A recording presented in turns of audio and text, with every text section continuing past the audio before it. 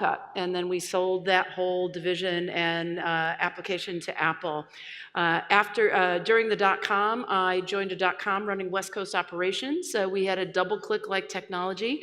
We took that company public and ended up selling that to the public company, to Euro RSCG, one of the largest ad agencies in the world. So I've had some experience. I've also, after my MBA, joined a Kleiner Perkins funded startup where we worked on 802.11 and 802.16 standards. So that's Wi-Fi and WiMAX. That company is still in existence. I've had a couple of game companies that I've owned that we've ended up having to shutter. My most recent founding team, Bonafides, is with a digital medicine company called Pear Therapeutics. We just closed a $64 million C round this year and are very much looking forward to growing this company to international renown.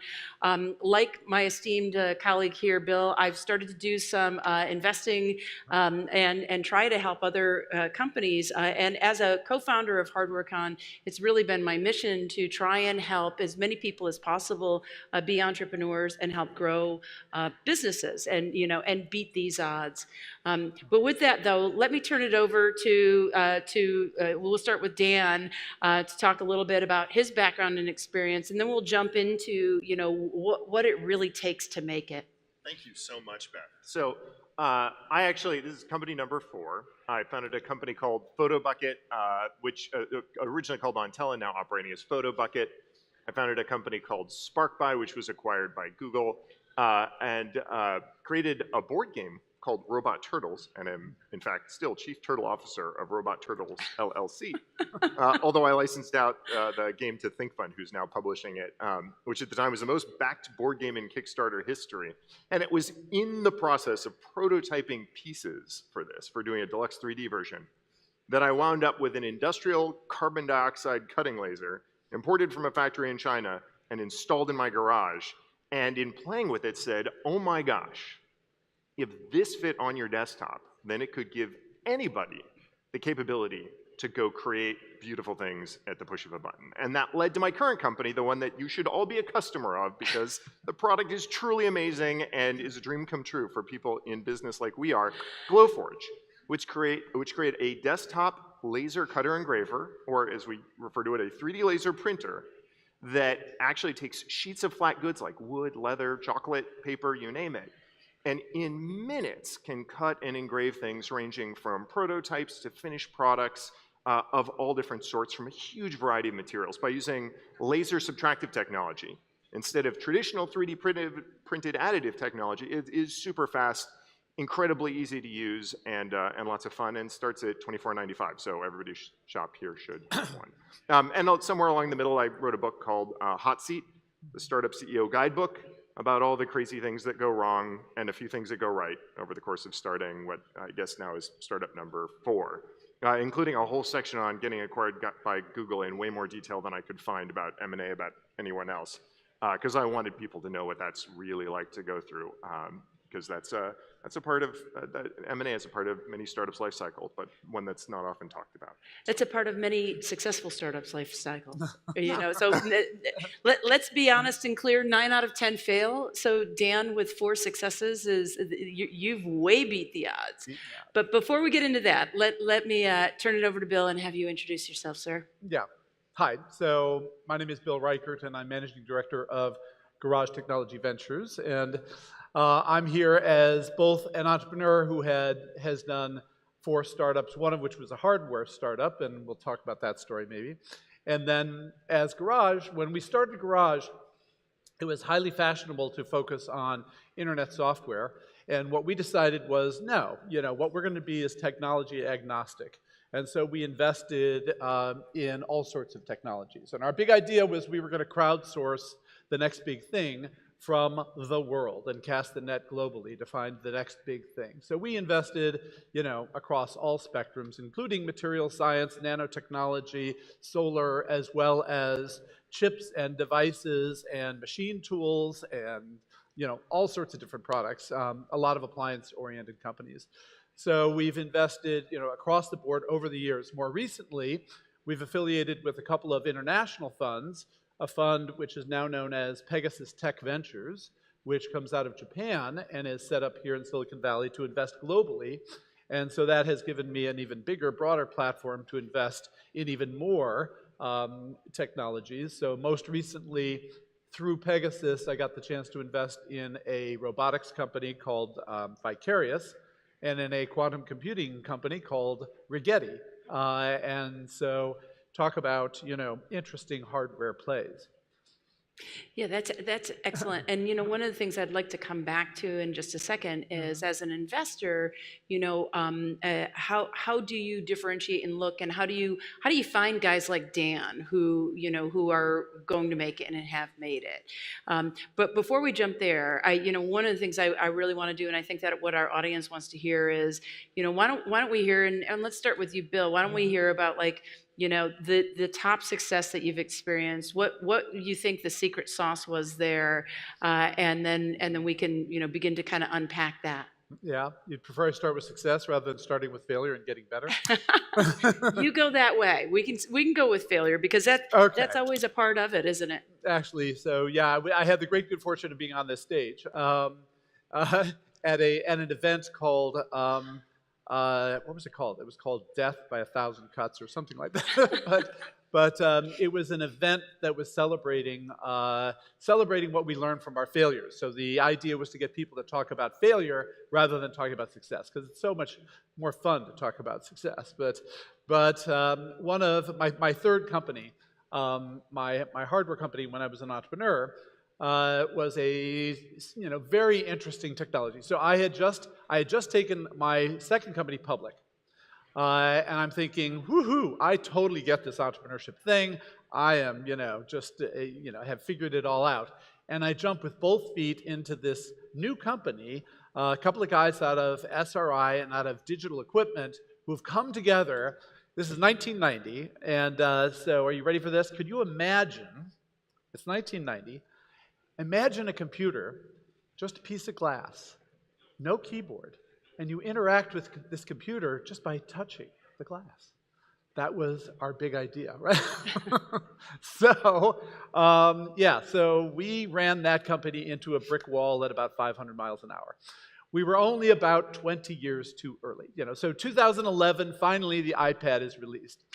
So that was a very interesting lesson in what's interesting as entrepreneurs, we come up with these visions that we think are inevitable, right? I mean, I'm sure you've all had this experience. You come across this idea, oh my God, lasers can cut all sorts of materials. Wouldn't it be cool if we could shrink this down to it? Of course, this is obvious. This is obvious that this should happen.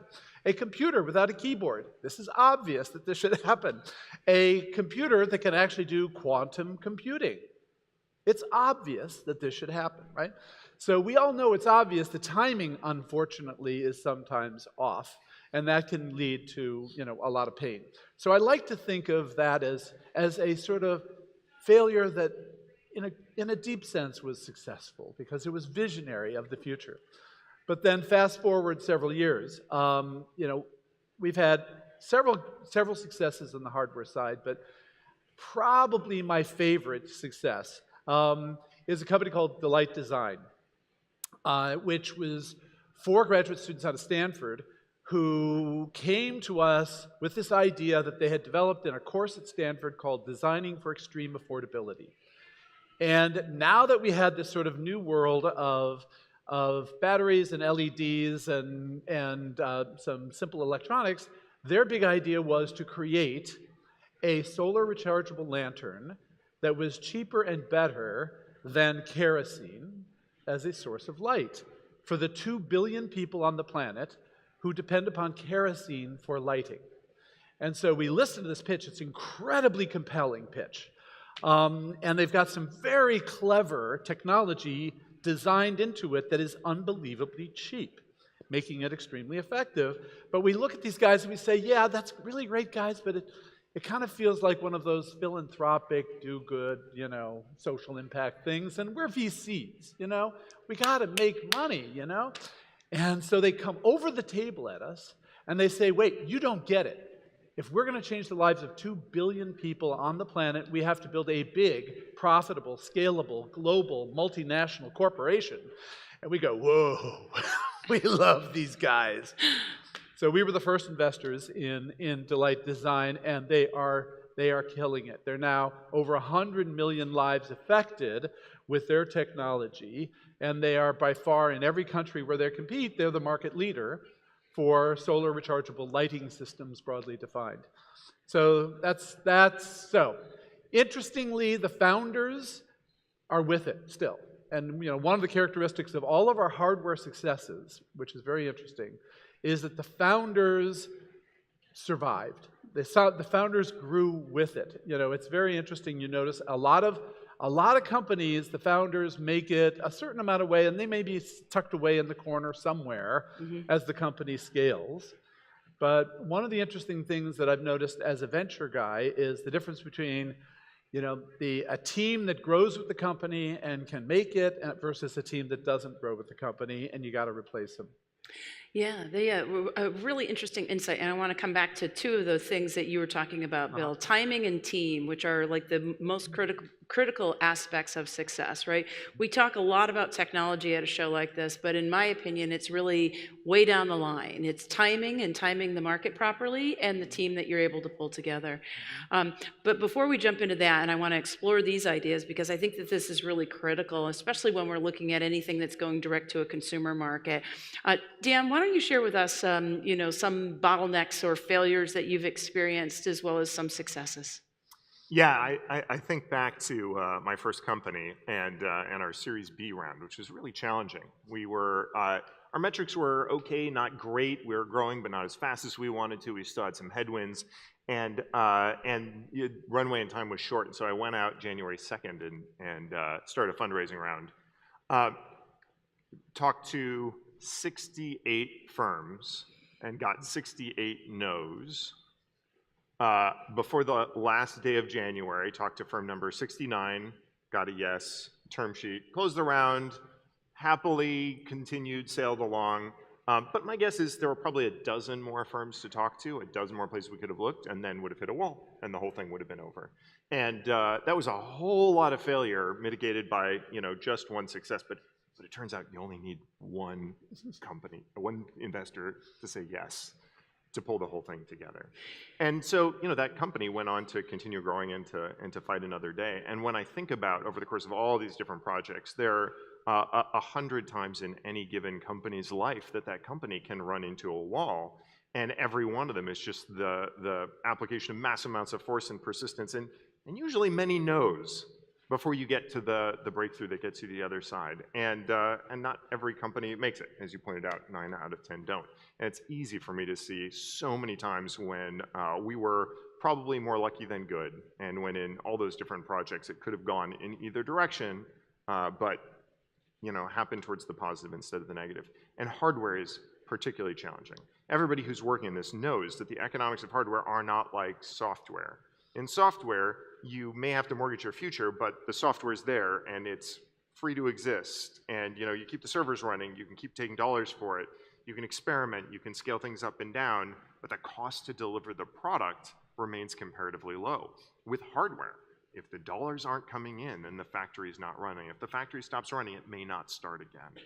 And so that management of cash flow is something that is uniquely challenging and incredibly difficult to understand, both for the investors and for the entrepreneurs. Unless you come from a deep hardware background, it can be incredibly difficult to understand the cash flow models that are going to power your business through growth and success. I mean, take something simple, a crowdfunding campaign, which many hardware projects have in common. At Glowforge, we were fortunate to have what turned out to be the largest crowdfunding campaign for anything ever. We raised $28 million in 30 days pre-orders. Wow. Every crowdfunding campaign comes in with a block of pre-orders, and you spin up your production. You get all these, imagine the cartoon assembly line and all these things rolling off the end of the assembly line, and somebody's taking each one, putting it in a box, and sending it on the way. And pretty soon, before you know it, all those pre-orders are sold. What happens to that line? The boxes start falling on the floor, and Bugs Bunny comes over and says, "Oh my gosh, what's this huge pile of boxes piling up?" And then you stop the factory, and then you run around and say, "Where's the home for these?" When crowdfunding demand gives you a spike but your fulfillment is a steady state, you have this huge impedance mismatch where the surge ends, but your fulfillment remains constant. How do you manage that? How do you find continued demand for your product? And how do you fund the production of those? Do you just take a whole bunch of cash and put it in a warehouse and pile those things up? Do you have some magical company that comes in and says, oh, I'll continue to buy those up? Or have you somehow figured out how to make consumer demand jump right as your pre-order demand falls off so that you can make those fit? This is really complicated stuff, and they don't teach it in a EE or an ME degree. You need a tremendous degree of experience and sophistication, financial expertise, and modeling to even understand the problem, let alone come up with a solution. You know, it's interesting. We've heard throughout the last couple of days that hardware is hard, and in part, you know, there are these unknown unknowns where, you know, you can actually have your engineering degree and be incredibly successful at your domain, but that you don't understand the global political environment that is going to impact shipping or supply chain. I never thought I'd have to check Twitter to see how my business plan was holding up to current events, but that's a thing now. It absolutely is a thing, and where you're taking your money from, right? I mean, you know, we heard yesterday that the Center for Foreign Investment is closing companies down if they've taken money from the wrong type of investors. They're blocking M&As, the M&A of Grindr, the investment of patients like me, and so there are all these additional factors. Bill, as an investor, you know, how do you weigh the investing in or the potential to, and clearly you've invested in hardware companies, how do you weigh the potential of investing in hardware versus software companies? You know, I mean, the difference between any two companies is so frequently so great that the difference between generically software and generically hardware is, you know, is not the difference that we look at. You know, and so we take each situation as it comes. You know, investing in quantum computing. So we've invested in quantum computing hardware, and we invested in quantum computing software. You know, okay, so there's a pretty clear distinction right there. And so now I got to be careful what I say, because now it's discoverable exactly what I'm talking about. But okay, I can say it. So the point is that on the quantum computing hardware side, you know, the company has a leadership position in some of what they've accomplished, and almost, you know, if they win at some level, the company is worth a huge amount, a huge amount. On the software side, the company is already near cash flow positive, because, you know, a whole bunch of the Fortune 500 or the Global 500 are trying to figure out about this, you know, quantum computing stuff, and where might it fit into our future, and where do we have to think about, you know, when should we start thinking about quantum computing as being relevant to our business? And so because, you know, the chatter is saying that quantum computing might be relevant in 3, 4, 5 years, corporations are saying we have to start spinning up. And so they're starting to spend money to try to understand quantum computing. That's helping the quantum computing software company. It doesn't help the quantum computing hardware guys that much, because they can't, you know, the cost of hardware versus the cost of software is so dramatically different. So we see it as an ecosystem investment opportunity that is balanced, and, you know, the risks and versus the upsides on both of them, you know, sort of balance out and give us that makes us possibly tied for the lead as the #1 investor in quantum, because we've made 2 investments. Right? So I don't know of anybody else that's made more than 2 investments. so that's an interesting trade-off between the two. But, you know, all of Dan's points, you know, are relevant when we dive down into a hardware company in terms of the experience of the team managing operationally what it requires to do a hardware company. You can be more comfortable with the operational requirements of a software company than you can with a hardware company. You know, especially now, you know, we're also looking at chip companies. So we've invested in a neuromorphic chip technology company. So neuromorphic chip technology, holy crap, right? I mean, there ain't a lot of experience with that out there. So you've got to make sure the team has complementary experience and has proven enough of, I mean, this is material science we're talking about. Obviously, it's all the semiconductor underlying technology and a whole bunch of math. that has got to come together to make this company a success. Mhm. So you're looking for in every different company all of these different elements of competency that you need to see in place in order to be comfortable that they're going to make it to the next milestone. So interesting. We were talking a little bit about the timing and the team, and you've got the two things that touch on timing here, and I think it's such a critical aspect of success, right? So I think that we can all probably agree that we've got 6 IPOs that are slated to happen in the Bay Area this year. Lyft, which is already gone, Uber, Airbnb, amongst the 3, and that all 3 of these were really kind of driven by the Great Recession that we hit, right? People trying to monetize on an asset that they currently own, right? In the case of Lyft, you were trying to monetize on a car that you currently own. In the case of Airbnb, your home, and the same with Uber, right? You're monetizing an asset, and maybe actually even during that recession, trying to get like another job to kind of pad the in between, right? When you were looking, so timing is critical. And you were just talking about quantum computing, and now the time has come. And we've been talking for the last couple of days about AI, a concept that's been around for 60 years, but now it's starting to kind of hit a tipping point. So I want to talk a little bit about timing and tipping points. And Dan, let's turn to you, because with 4 successes under your belt as a startup entrepreneur, and having written a book on being a startup entrepreneur, how do you time the market for these things? And is there like a recipe or a formula for that? Oh boy, that's tough. I would used to joke that early and late are euphemisms for wrong.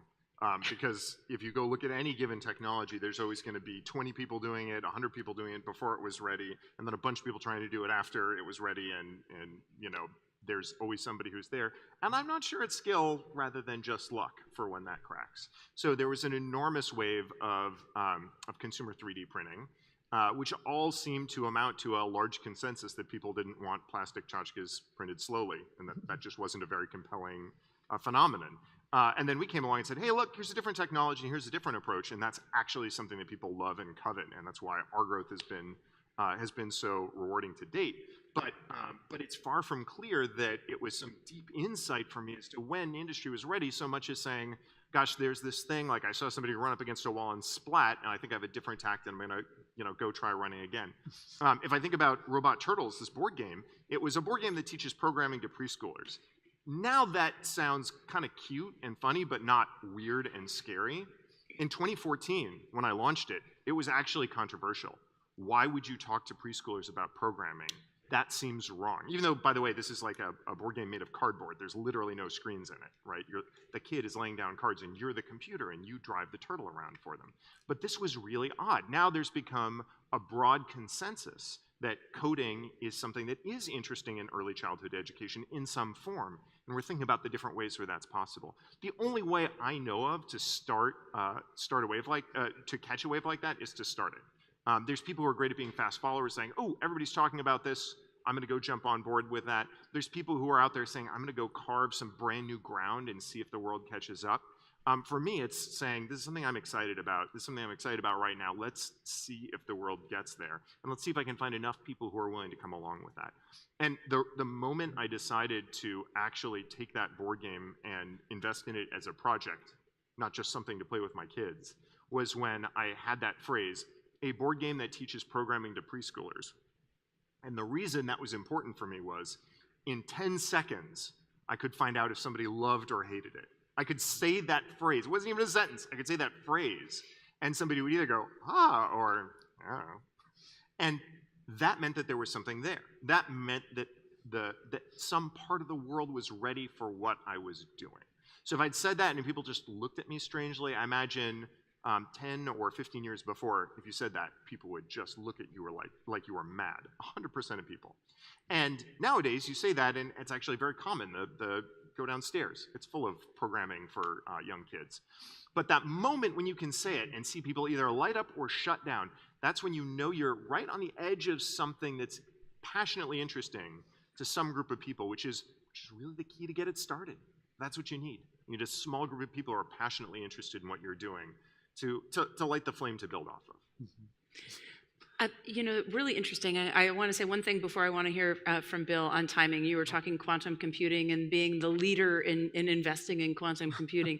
I'm a big believer in luck, but I'm also a big believer in Thomas Edison luck, right? The harder you work, the luckier you get.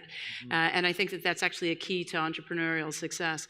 But Bill, talk a little bit about how you've judged timing and how you and Guy Kawasaki is Bill's co-founder and partner in Garage Ventures. I think a lot of people might have heard that name before.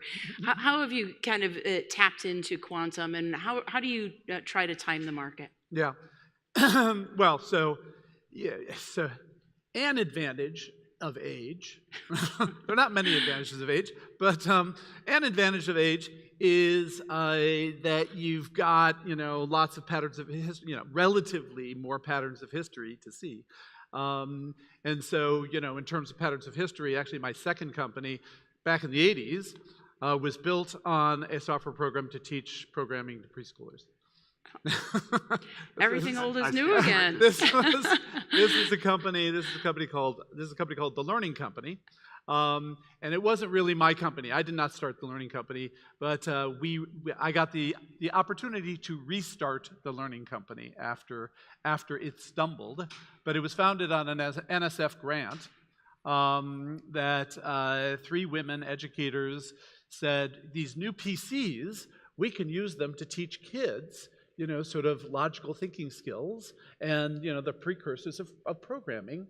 And so they wrote a software program called Rocky's Boots, which won every award that's ever been offered in the history of whatever.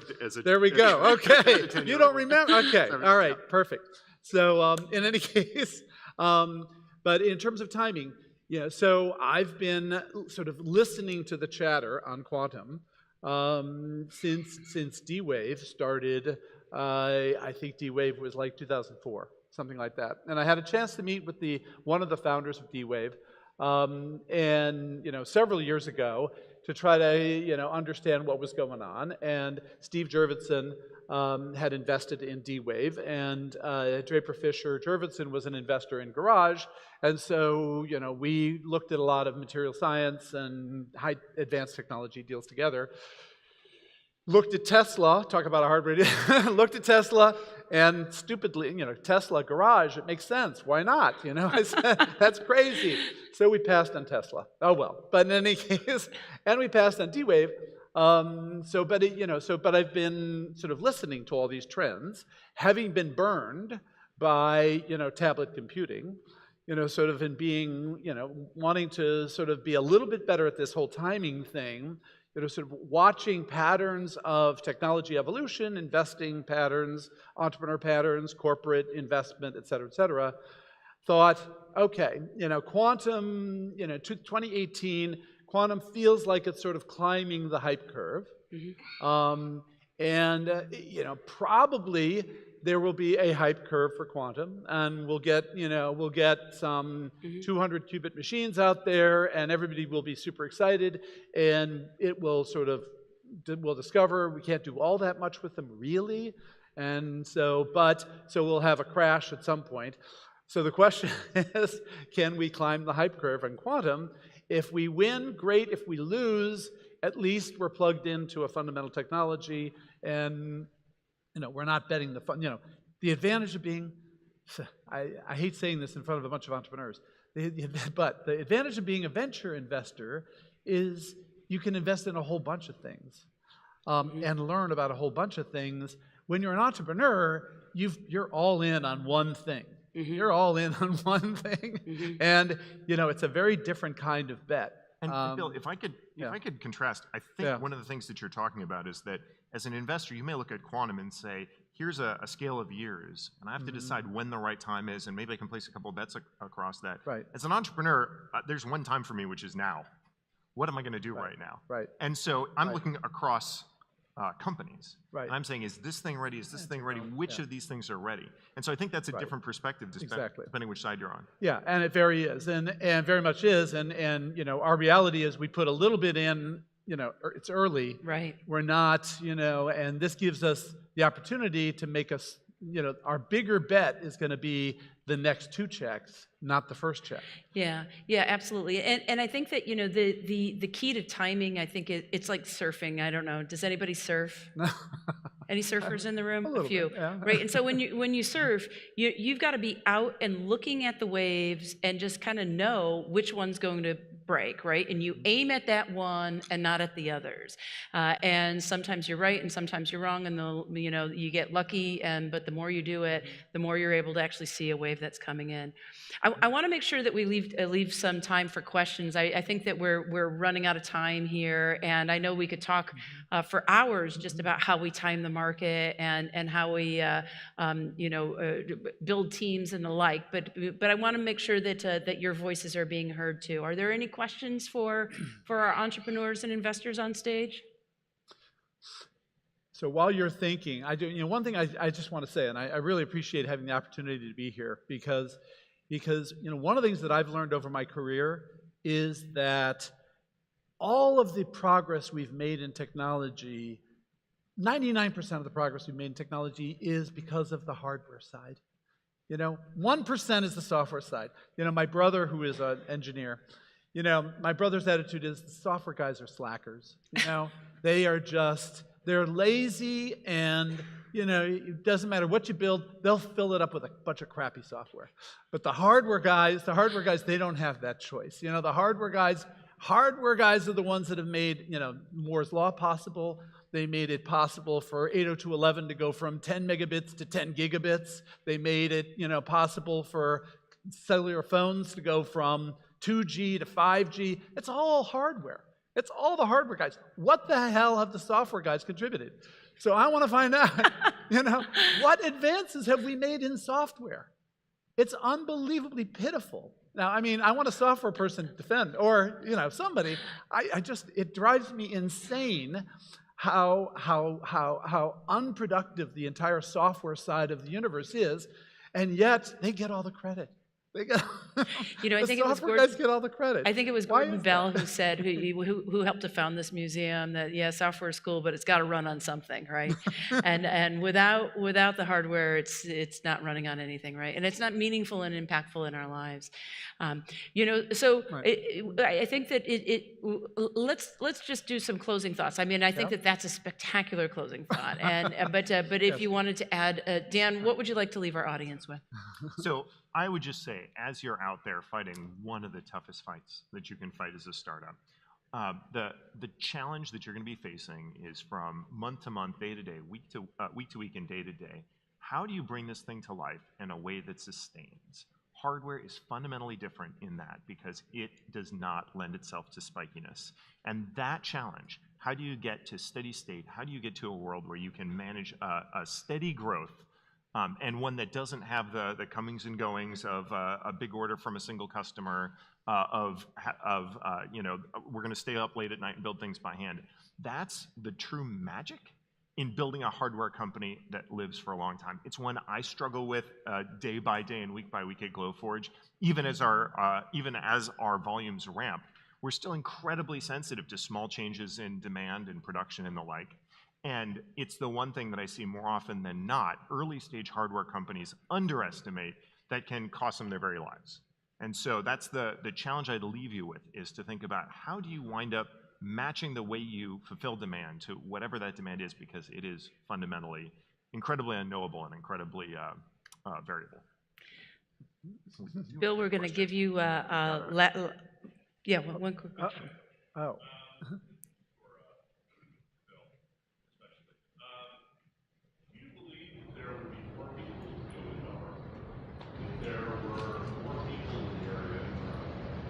There were more people what? There were more people that had access to manufacturing. There were manufacturers back there. When I hired students from SR and Stanford, we had never manufactured. Oh, wait.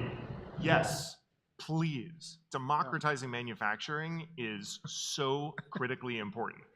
We're going to put a factory on your counter, on your kitchen, in your office.